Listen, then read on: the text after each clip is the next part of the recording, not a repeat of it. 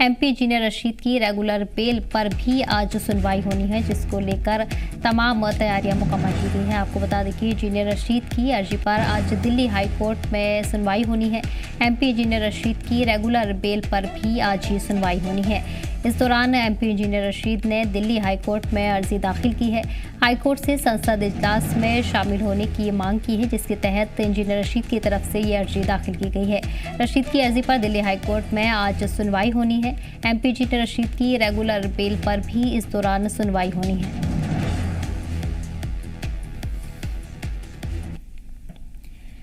वहीं आपको बता दें कि इंजीनियर रशीद की जमानत पर आज समाअत होनी है। एमपी इंजीनियर रशीद ने दिल्ली हाई कोर्ट में अर्जी दाखिल की है। हाई कोर्ट से संसद इजलास में शामिल होने की मांग की है। संसद इजलास में हिस्सा लेने के लिए इंजीनियर रशीद की तरफ से ये अर्जी दाखिल की गई है। रशीद की अर्जी पर दिल्ली हाई कोर्ट में आज सुनवाई होनी है।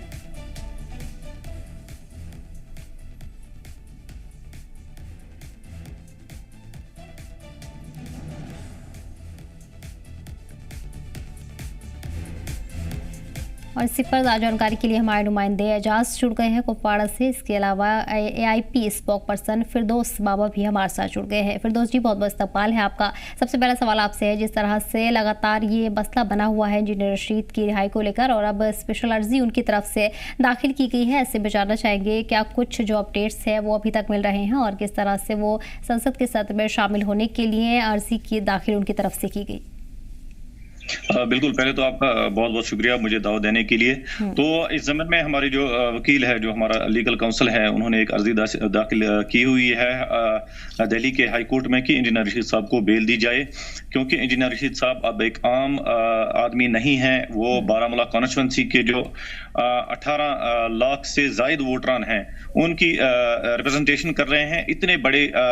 जंका वोटर्स या इतने बड़ी पॉपुलेशन को आप विदाउट रिप्रेजेंटेशन नहीं रख सकते। आप इंजीनियर रशीद साहब को इस तरह से पाबंद सलासल नहीं रख सकते, उनको कैद नहीं रख सकते। हमारी गुजारिश होगी हुकूमत से पहले कि वो उनके ऊपर जो इल्जामात लगे हुए हैं उनको विड्रॉ करके उनका जो केस है उनके खिलाफ जो है उसको वापस लिया जाए और इंजीनियर रशीद साहब को जल्द अज जल्द बेल दी जाए, ताकि वो लोगों के जो मसाइल है वो मुल्क के सबसे बड़े ऐवान में उठाए और जिसके लिए उनको वोट मिला है बारामूला कॉन्स्टिट्यूंसी से, वो उन लोगों की रिप्रेजेंटेशन करें। क्योंकि इंजीनियर रशीद साहब आपको पता है कि इलेक्शन के दौरान रिहा हुए थे, जिस तरह से अरविंद केजरीवाल जी को रिहा किया गया था इंटरम बेल पे, उसी तरह से इंजीनियर रशीद साहब को भी रिहा किया गया था कि उनकी जो कारकर्दगी फिर रही ग्राउंड पे, फिर लोगों से जुड़ने की जो कारकर्दगी रही, फिर जो उनकी कॉन्स्टिट्यूंसी के दूर दूर इलाके हैं जहां तक गवर्नमेंट की उस तरह से रसाई नहीं है, मगर इंजीनियर रशीद साहब ने ये साबित करके दिया कि एक रिप्रेजेंटेटिव कैसा होना चाहिए, किस तरह से वो लोगों के जो मामला हैं उनको उजागर करने में किस तरह का उसका रोल रहता है। तो हुकूमत को चाहिए कि उनके उस रोल को देख के इंजीनियर रशीद साहब की रिहाई जो है उसको बहाल किया जाए। जी बेशक। एजाज, क्या अपडेट्स आज की सुनवाई को लेकर मिल रहे हैं, क्या उम्मीद की जा सकती है? जी सर, अगर बात करेंगे तो पार्लियामेंट्री सेशन शुरू होने वाला है कि जिसमें इंजीनियर रशीद की रिहाई का बेल का उन्होंने गुहार लगाई है। उनका भी मानना है कि अब इंजीनियर रशीद को रिहा किया जाए, क्योंकि इंजीनियर रशीद एक पार्लियामेंट चुना हुआ मेंबर है। अगर बात करेंगे तो पार्लियामेंट सेशन शुरू होने वाला है, उसमें हर कश्मीर की तर्जुमानी होती है बगैर नाम कश्मीर, तो कहीं ना कहीं लोगों के दिलों के ठेस पहुंचता है। क्योंकि अगर बारामूला श्रीनगर की बात करेंगे या साउथ कश्मीर की बात करेंगे, जम्मू रीजन की बात करेंगे, जो पार्लियामेंट मेंबर यहाँ से चुन के गए तो उनकी तर्जुमानी होगी थी। लेकिन अगर नॉर्थ कश्मीर की बात करेंगे, जैसे 3 जिला थे, जिला बारामूला, जिला कुपवाड़ा और जिला बांडीपुरा, वही अगर उनकी तर्जुमानी नहीं हुई तो कहीं ना कहीं उनके साथ नाइंसाफी। तो उसी के बिना पर आज उन्होंने अर्जी दायर किया कि हाई कोर्ट में। उनको उम्मीद है कि वो उस पर सुनवाई होगी और जो इंजीनियर रशीद को उसको रिहा किया जाएगा, ताकि जो इनकी तर्जुमानी जिन बिना पे लोगों ने उनको वोट दिया कि वो उनकी डेवलपमेंट को लेकर मसले को उठाएंगे पार्लियामेंट में, जो हिंदुस्तान का सबसे बड़ा ऐवान है पार्लियामेंट में, वहां पे उनकी आवाज बनकर उभरेगी इंजीनियर रशीद। तो लोग उम्मीद करते हैं कि उसकी जो बेल है उस पर नजरसानी की जाएगी, उसको रिहा किया जाएगा। और दूसरी तरफ जो अगर बात करेंगे तो दो पहलू पे देखना होगा। एक पहलू जो पार्लियामेंट सेशन के लिए उन्होंने अप्लाई किया कि वहाँ पे उसकी समाअत है, उस पर होनी चाहिए। दूसरी जो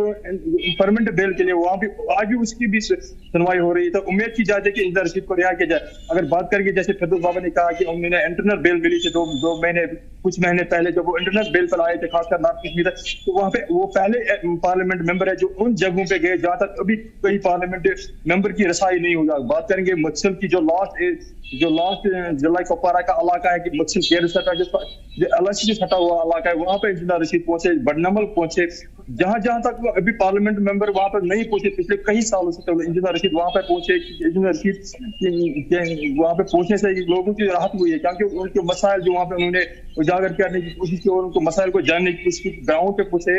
आमतौर ये देखा जाता है जब भी कोई पार्लियामेंट यहाँ से पार्लियामेंट में मेंबर बन के जाता है तो वो अपनी जो उसकी रसाई होती है वो आम यहाँ डिस्ट्रिक्ट हेडक्वार्टर पे होती है या बारामूला तक होती है। लेकिन जो ऐसे फार फलंग एरिया है जहाँ पे पार्लियामेंट का पहुंचना एक ख्वाब से बनकर रहेगा, जो इंजीनियर रशीद ने पूरा कर दिखाया। उम्मीद करते हैं कि लोग इंजीनियर रशीद की जो परमानेंट बेल है और जो पार्लियामेंट सेशन है, दोनों बेल पर उसकी सुनवाई जो होने वाली है आज, उसकी उम्मीद करते हैं कि लोग उसकी सुनवाई होगी और इंजीनियर रशीद को पार्लियामेंट सेशन में भी दिया जाएगा और परमानेंट बेल मिल जाएगी, ताकि जो लोगों ने यहाँ पे उनको वोट दिया है कि भारी अक्सर उन्होंने जीत दर्ज की, खासकर नॉर्थ कश्मीर में। तो जो उम्मीद है लोगों पे, जो लोगों ने उम्मीद से उनको वोट दिया कि जो हमारी आवाज बनकर वहां पे उभरेगी वो उस पर उतरने की कोशिश हो जाएगी। जी बिल्कुल फिरदौसी, रेगुलर बेल पर भी आज ही सुनवाई होनी है और इंजीनियर रशीद के लिए काफ़ी अहम ये सुनवाई मानी जा रही है, क्योंकि रेगुलर बेल का मामला है और लंबे वक्त से पार्टी इसकी उम्मीद भी कर रही है। तो अगर कोर्ट का रुख देखा जाए अभी तक के हिसाब से, क्या उम्मीद पार्टी कर रही है, क्योंकि जो भी स्पेशल मौके रहे हैं उन पर कहीं ना कहीं जो बेल की मंजूरी थी वो दी गई है? बिल्कुल, हमारी पार्टी का स्टैंड ये है कि हम बिल्कुल कानूनी लड़ाई लड़ रहे हैं और जो मुल्क का अदलिया है हमें उस पर पूरा भरोसा है और पूरी उम्मीद भी है कि हमारी पार्टी जो है या इंजीनियर रशीद साहब जो है उनको पूरा इंसाफ मिलेगा, क्योंकि जैसा हम कहते आ रहे हैं कि इंजीनियर रशीद साहब अब एक बड़े पॉपुलेशन को रिप्रेजेंट कर रहे हैं। उस चीज को देखकर कोर्ट को इस चीज का बिल्कुल लिहाज रखना चाहिए कि इतने बड़ी पॉपुलेशन को आप विदाउट रिप्रेजेंटेशन नहीं रख सकते। और इंजीनियर रशीद साहब को उनको जो इंटरम बेल मिली, उस तरह से जो उनका रोल रहा, उन्होंने कहीं कानून की खिलाफ वर्जी नहीं की या उस तरह से कि जिस तरह से कि उन पे के ऊपर जो केस चल रहा है वो उसमें कोई उसमें ऐसे उसकी मुदाखलत हो या कई इस तरह की कोई एक्टिविटी देखने को नहीं मिली। उनके जो जलस जुलूस रहे, चाहे इलेक्शन के दौरान या इलेक्शन के बाद, वो बिल्कुल पुरअमन रहे और उसमें कोई ऐसा मामला नहीं हुआ जो मुल्क के एक बड़े मुफाद के खिलाफ हो। तो इन चीजों को अदालत को देखना चाहिए और इंजीनियर रशीद साहब नॉर्थ कश्मीर के लोगों के दिलों में राज करते हैं, उनके उस सेंटीमेंट को देखना चाहिए। और हम गुजारिश करेंगे अदालत आलिया से भी और हुकूमत से भी कि इंजीनियर रशीद साहब की जो रिहाई है उसको बहाल किया जाए और इंजीनियर रशीद साहब को उन 18 लाख लोगों की रिप्रेजेंटेशन करने का मौका दिया जाए, और ताकि वो मुल्क के एक बड़े ऐवान में लोगों की नुमाइंदगी करें, उनकी बात करें, उनके मामला उजागर करें। और जिस तरह से लोगों ने उनके इलेक्शन में हिस्सा लिया है, उनको एक बड़ी अक्सरियत से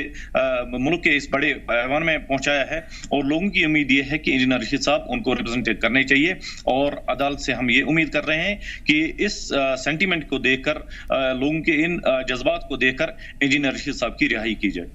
जी एजाज, इसके अलावा एआईपी की अगर ज़मीनी हालात की बात करें तो किस तरह से देखा जा रहा है, क्योंकि जितनी बार भी एमपी इंजीनियर रशीद बाहर आए हैं उनकी तरफ से उनकी कॉन्स्टिट्यूएंसी के इलाकों के अलग अलग इलाकों का दौरा किया है और आवाम की खिदमत करने की जो कोशिश है उनकी तरफ से वो भी जारी है। ऐसे में आवाम के बीच किस तरह का माहौल है? जी, अगर बात करेंगे अवामी इत्तेहाद पार्टी की, जो अवामी इत्तेहाद पार्टी जो पहले लंगेट से मिलकर वो पूरे कश्मीर में हम बात करेंगे, पूरे कश्मीर में मिलकर आई है, उसके बाद इंजीनियर रशीद का बारामूला कॉन्स्टिट्यूंसी से जीत दर्ज करना एक बड़ी कामयाबी है, खासकर अवामी पार्टी के लिए। जब इंजीनियर रशीद को यहाँ जेल में लेगा, वहां से उन्होंने इलेक्शन लड़ा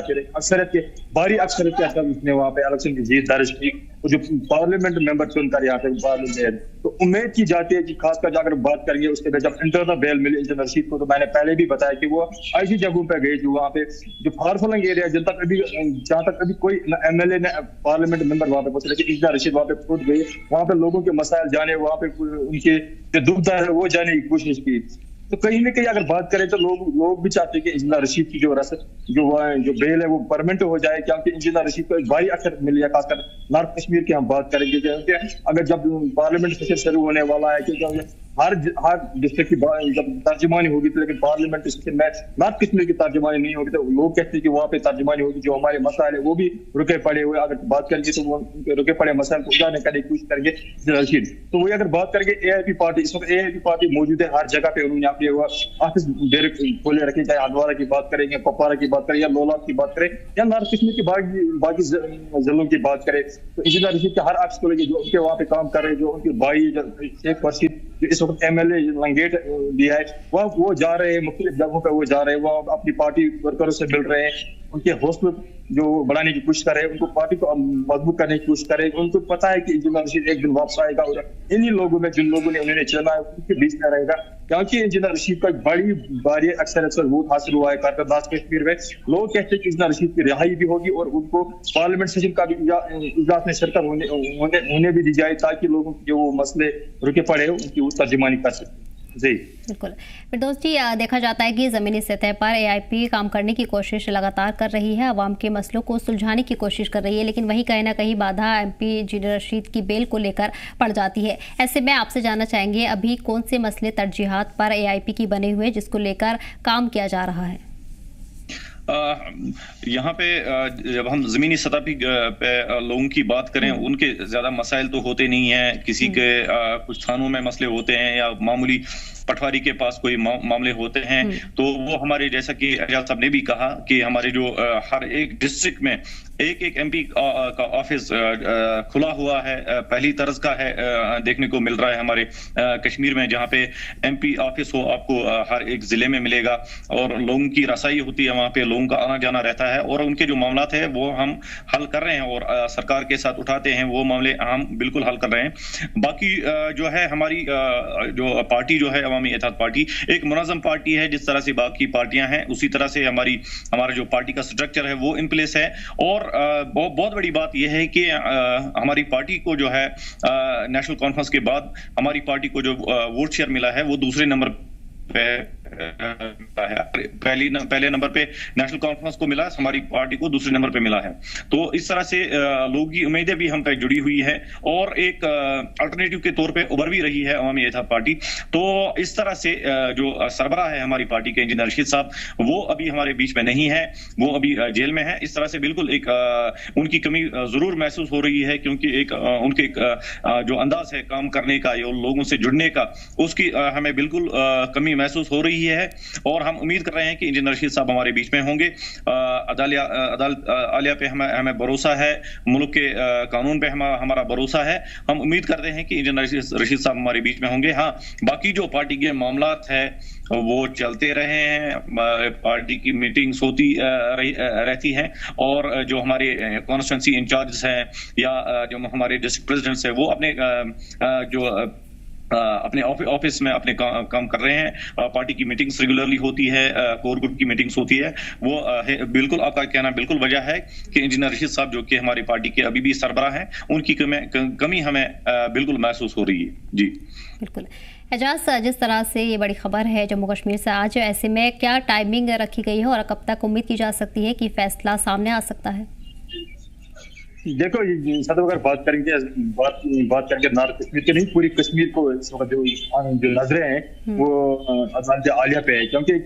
आवाज बनकर उभर रही है। खासकर नॉर्थ कश्मीर की बात करें, पूरी कश्मीर की, चाहे साउथ की बात करें या सेंट्रल की बात करें या जम्मू रीजन की बात करें, तो वहां पे इंजीनियर रशीद को दिल की धड़कन माना जाता है, क्योंकि इंजीनियर रशीद के जो बोलना है, बेबाक आवाज में उनकी जो बोलना है, वो कहीं ना कहीं लोगों को पसंद आ रहा है। तो आम अगर देखेंगे, आम लोग चाहे वो दुकानदार हो, रेडी वाला हो या जो कोई और दे, उनकी नजरें आ चुकी हुई कि अदालत आलिया पे क्या अदालत आलिया का क्या फैसला होगा, क्या इंजीनियर रशीद के हक में फैसला होगा या उसके खिलाफ फैसला होगा। तो उम्मीद करते हैं कि इंजीनियर रशीद के हक में ही फैसला होगा, क्योंकि इंजीनियर रशीद को भारी अक्सरियत मिली है खासकर नॉर्थ कश्मीर से। वो एक बार अपनी इस महबूब लीडर है इसको देखना चाहता है पार्लियामेंट में, क्योंकि इंजीनियर रशीद जो अभी तक जो बोलबाला पड़ा वो खाली असेंबली तक है। इंजीनियर रशीद पहली बार जब पार्लियामेंट में जाएंगे तो लोगों को उम्मीद है कि वो वो क्या आवाज बनकर वहाँ पे उभरेगी, खासकर कश्मीर की, नॉर्थ कश्मीर की नहीं, पूरी कश्मीर की आवाज बनकर उभरना चाहते हैं कि अब लोगों की जो नजरिया है वो अदालत आलिया पे क्या, अदालत आलिया पे क्या क्या फैसला आएगा, लोग वाज करेंगे यहाँ की अदालत आलिया से कोई बड़ा नहीं है क्या,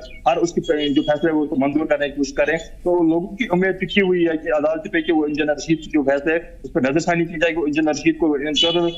जो पार्लियामेंट सेशन में अलाउ किया जाएगा और जो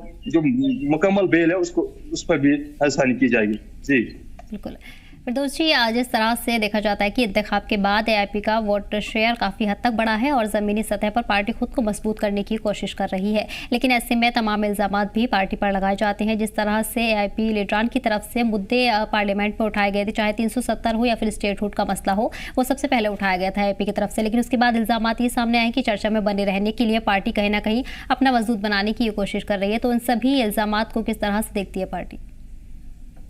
बिल्कुल, देखिए जो आर्टिकल 370 की जो अब्रोगेशन है वो तो बिल्कुल यहाँ के लोगों की उम्मीदों के खिलाफ जो फैसला है वो लिया गया था और हमारी पार्टी का स्टैंड ये है कि हम उस डिसीजन को बिल्कुल भी नहीं मानते हैं। तो हमें जो मैंडेट मिला है, हमें एक सीट मिली थी असेंबली में, तो हमारा फर्ज बनता था कि हम नेशनल कॉन्फ्रेंस की तरह या बाकी पार्टियों की तरह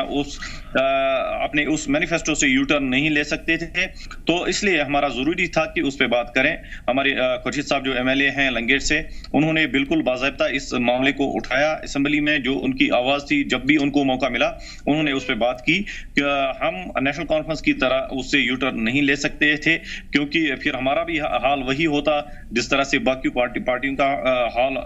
देखने को मिल रहा है। तो इसलिए अवामी इत्तेहाद पार्टी बोलती कम है और करने पे ज्यादा विश्वास रखती है। और हमने जो भी मैनिफेस्टो में जितनी भी बातें रखी थी, हम बहसती एक अपोजिशन के उन मामलों पे बात करते रहेंगे। हम we will keep the government on toes. हम उनको याद दिलाएंगे उनके जो किए वादे हैं, जो उन्होंने इलेक्शन के दौरान लोगों से वादे किए थे, चाहे 200 यूनिट्स बिजली फराहम करने की बात हो, चाहे रोजगार फराहम करने की बात हो, या बाकी मामला जो उन्होंने वादे किए थे, हम उनको याद दिलाते रहेंगे। क्योंकि हम ऐसा देखने को मिल रहा है कि अपोजिशन यहाँ पे तो है ही नहीं, क्योंकि बीजेपी भी उस तरह से अपोजिशन का रोल नहीं कर रही है। और बाकी जो कुछ एक मेंबरान हैं खुर्शीद साहब को लेकर, वही देखने को हमें मिल रहे हैं कि अपोजिशन में काम कर रहे हैं। तो इस तरह से हम एक मुनज़्ज़म अपोजिशन की तरह काम करते रहेंगे और इनके जो किए वादे हैं, जो इन्होंने इलेक्शन के दौरान किए हैं लोगों के साथ, हम उनको याद दिलाते रहेंगे। उन पे वो खरे उतरे, हम उनको बिल्कुल ऑन टोज रखेंगे। जी बिल्कुल। एजाज, अवामी इत्तेहाद पार्टी के लिए शुरू से ही देखा गया है कि अवाम की हिमायत हासिल है, ऐसे में इंतखाब के बाद कितनी तब्दीली देखने को मिली है? जी सिर्फ अगर बात करेंगे सर जिला कुपवारा की बात करेंगे या कश्मीर की बात करेंगे, पूरे कश्मीर की बात करेंगे, तो एक उम्मीद थी लोगों को कि अवामी इत्तेहाद पार्टी पे, क्योंकि लोगों को लग रहा है कि एक नया जो सवेरा है वो शुरू होने वाला है। क्योंकि जो उन्होंने बाकी पार्टियों का भी रुख देखा है, चाहे वो एनसी की बात करें, पीडीपी की बात करें, कांग्रेस की बात करें या पीसी की बात करें या बाकी पार्टियों की बात करें, हर पार्टी को उन्होंने आजमाइश, लेकिन उन्होंने पहली बार देखा कि अब इंजीनियर रशीद दो बार एमएलए रह चुके, लगे उनको बोल बला रहा है, हर हमेशा वो खुलकर बात करते हैं, सामने आते हैं, हर मुद्दे पे वो बात करते हैं, बेबाकी से बात करते हैं। तो लोगों को लग रहा है कि एक नए अल्टरनेटिव हमारे लिए है। लेकिन बदकिस्मती की वजह से जो पार्टी है वो एक ही सीट पर सिमट गई, वो लंगेट कॉन्स्टिट्यूंसी पे सिमट गई है। उसका भाई खुर्शीद वहाँ पे एमएलए रहा है। तो अगर बात करें तो पार्लियामेंट सीट पर उन्होंने पूरा कब्जा कर लिया कि वहाँ पे उन्होंने पहले नंबर पे भारी अक्सर तो जीत हार के लोगों को उम्मीद थी कि जब इंजीनियर रशीद जो पार्लियामेंट में जाएंगे या पार्लियामेंट बनकर मेंबर बनकर आएंगे तो उनको जो नए वलवला होंगे, जो जोश होंगे, उसके साथ काम करने का मौका मिलेगा। लेकिन अब कहीं ना कहीं लग रहा है कि लोगों में भी एक उदासी छाई हुई है, क्योंकि अब इंजीनियर रशीद को इतना टाइम हुआ कि अभी भी जेल में उनको एक दफा इंटरनल बेल मिली है। लेकिन अभी जब पार्टी का सरबराह जब बंद होगा तो कहीं ना कहीं पार्टी के लिए मुश्किलों का सामना करना पड़ता है। जैसे फिरदौस बाबा कह रहे हैं कि अधूरा सा लग रहा है कि पार्टी के सरबराह के अब वो लोगों से मिल रहे हैं, जो लोगों के छोटे बड़े मसाले उनको उनके काम करें कि हर ऑफिस उन्होंने खोल के रखे, चाहे नॉर्थ कश्मीर की बात करें या साउथ कश्मीर की बात या सेंट्रल कश्मीर की बात है, वहाँ उन्होंने ऑफिस अपनी खोल के रखे जाके लोगों के जो भूखे पड़े मसाले, जो बुनियादी मसाले, बिजली, सड़क, पानी, उनका अदालत, वो वहाँ पे आते हैं उनसे वहाँ पे। लेकिन कहीं ना कहीं पार्टी के लिए एक बड़ा झटका ये भी है कि अभी इंजीनियर रशीद बंद है, क्योंकि जो पार्टी सरबराह करते हैं वो पार्टी के लोग नहीं कर पाते, लोग नहीं कर सकते। क्योंकि जब इंजीनियर रशीद में उम्मीद की जाती है कि इंजीनियर रशीद को जब बेल मिलेगी और जो पार्लियामेंट सेशन में जाए तो एक नया जोश और वलवले के साथ में हुई है पार्टी उभर सकती है। बिल्कुल। जी फिरोज जी, एआईपी का स्टैंड है कि जिस तरह से इंजीनियर रशीद ने कहा था कि नेशनल कॉन्फ्रेंस अपने वादों में नाकाम रही है, अपने वादों से मुकर गई है, क्योंकि 370 के मसले पर भी कहीं ना कहीं नेशनल कॉन्फ्रेंस की तरफ से यू टर्न माना जा रहा है कि वो उस मरकज़ से अब उसकी उम्मीद नहीं करते हैं। लेकिन ऐसे में देखा जाए तो कहीं ना कहीं अब नेशनल कॉन्फ्रेंस और मरकज़ के बीच में संतुलन बनता हुआ नजर आ रहा है। क्या ये जम्मू कश्मीर के लिए फ़ायदेमंद है, या फिर जो वादे अवाम से किए थे उससे पार्टी मुकरती नजर आ रही है?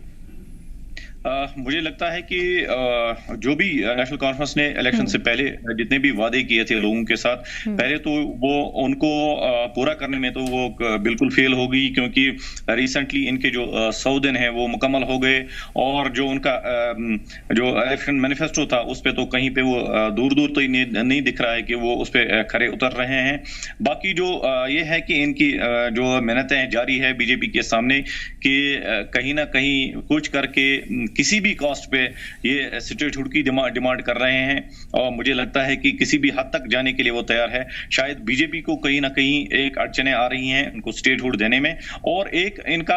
कोई लाएअमल भी ऐसा नहीं है कि स्टेटहुड को कैसे हासिल किया जाए। अभी तो आर्टिकल 370 तो दूर की बात, अभी ये स्टेटहुड को लाने में भी कामयाब नहीं हो रहे हैं। और लोग ये भी जान रहे हैं कि यही उमर अब्दुल्ला साहब जो थे पहले ये कह रहे थे कि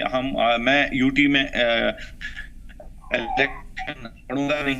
जब तक स्टेट को रेस्टोर किया जाए। फिर उसके बाद ये असेंबली इलेक्शंस जब आते हैं तो ये 2 जगह पे अपने नॉमिनेशंस भरते हैं। तो इससे लगता है कि जो साख्त है इनकी लोगों में वो तो ये खो चुके हैं, और अब ये मेहनत कर रहे हैं बीजेपी के सामने कि उनको स्टेटहुड दिया जाए, और वो भी किसी भी कॉस्ट पे। अब बीजेपी ने